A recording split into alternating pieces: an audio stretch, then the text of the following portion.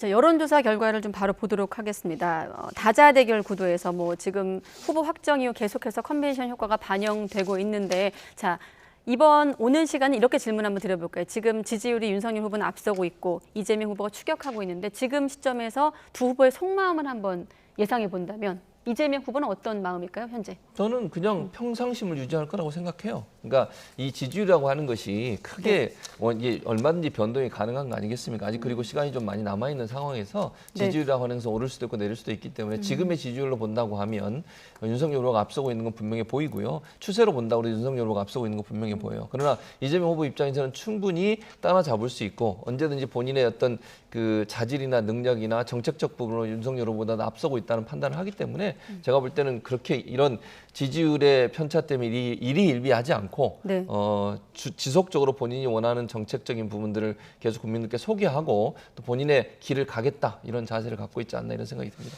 저는 엄청나게 이재명 후보가 일희일비할 것 같은데요. 지지율이 올라가지 않고 정체 상황이면 대선에서 지지율이 적으면 지는 거 아닙니까? 그러니까 당연히 전 조급하다고 보여지고 이재명 후보는 왜 안 오르지? 라는 생각을 하는 것 같고 윤석열 후보 같은 경우엔 이대로 쭉 갔으면 좋겠다라는 생각을 하는 것 같습니다. 근데 앞으로 4개월 남았잖아요.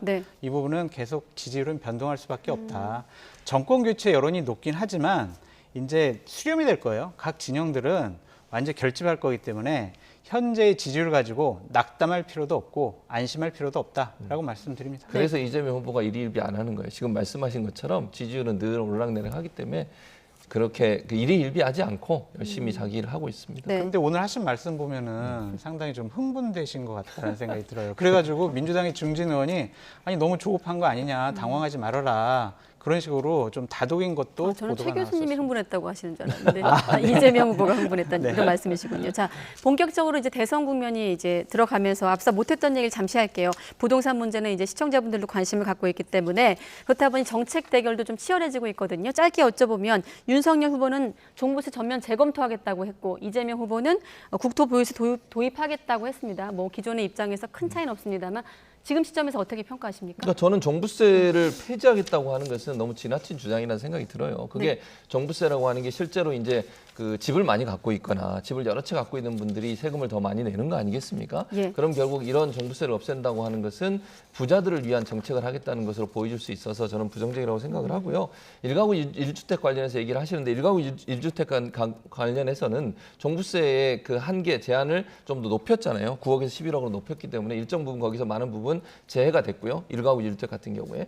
그리고 1가구 1주택 중에 아직도 종부세를 내는 대상은 한 전체 1.7% 정도 된다고 해요.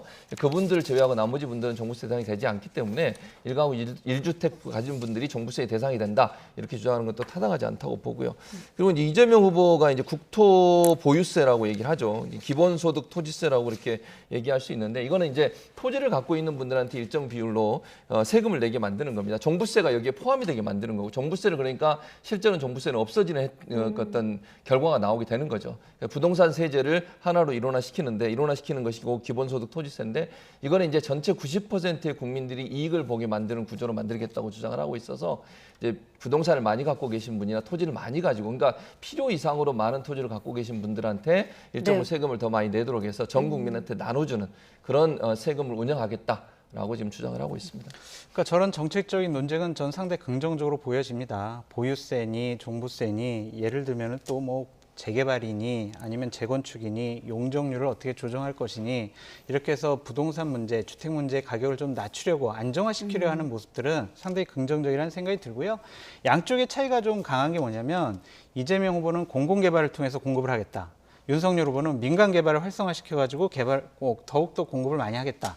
이런 건데 저런 정책적인 논쟁이 앞으로 TV 토론을 통해서 좀 더 현실화되고 국민들한테 누가 좀 더 타당성이 있을까, 현실성이 있을까라는 것을 입증해야 될 책임이 있다라고 말씀드립니다. 네, 주어진 시간은 다 됐는데 제가 2분만 시간을 더 쓰도록 하겠습니다. 좀 여쭤보고 싶은 게 있어서 지금 여론조사로 다시 돌아와서 지역별, 연령별이 남았는데 혹시 두 분은 두 가지 결과 중에 좀 눈에 띄는 대목, 저는 좀 경기 지역에서 경기 수도권 지역에서 이재명 지사가 좀 계속 상승세를 다시 역전을 못하고 있는 부분이 좀 눈에 띄고 있거든요. 그러니까 윤 후보가 상승세를 나타내고 있는 부분을 말씀드리는 건데요. 네. 일단 이제 다른 지역보다는 그래도 경기도가 별 차이가 적어요. 그런 네. 부분을 우리가 눈여겨볼 필요가 있다는 생각이 들고 전체적으로 이재명 후보의 지지율이 낮은 것은 제가 아까 잠깐 언급해드렸는데 두 가지 요인이에요.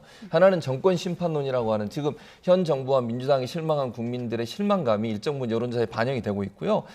윤석열 후보 개인보다는 이제 제1 야당인 국민의힘 후보라는 부분이 일정 부분 부각이 되는 부분이 있습니다. 그래서 거기에 지지를 보내는 부분이 윤석열 후보의 지지율을 끌어올리는 요소로 작용하고 있다고 보여지고 두 번째는 대장동 이슈예요. 그 이슈가 아직까지 계속 지금 현재 진행형이고 수사가 진행되고 있기 때문에 네. 결과가 완전히 나오기 전까지는 국민들이 거기서 의혹을 완전히 풀지 못하는 부분 이런 부분들이 결국은 작동을 해서 이런 결과가 나온다고 보여지는데 그래도 다른 지역보다 경기 지역이 저 정도로 차이가 좀 줄어드는 이유는 이재명 후보가 경기도지사를 하면서 보여줬던 실적이나 아니면 행정 능력 이런 부분들이 어느 정도 작동하고 있는 게 아닌 생각이 드는데 어쨌든 이재명 후보 입장에서 이 두 가지 그 허들을 뛰어넘는 그런 능력이 필요하고 그걸 보여주는 것이 민주당과 이재명 후보가 해야 될 앞으로의 과제가 되지 않겠나 이런 생각이 듭니다. 연령별 결과도 좀 돌려주시고요. 예.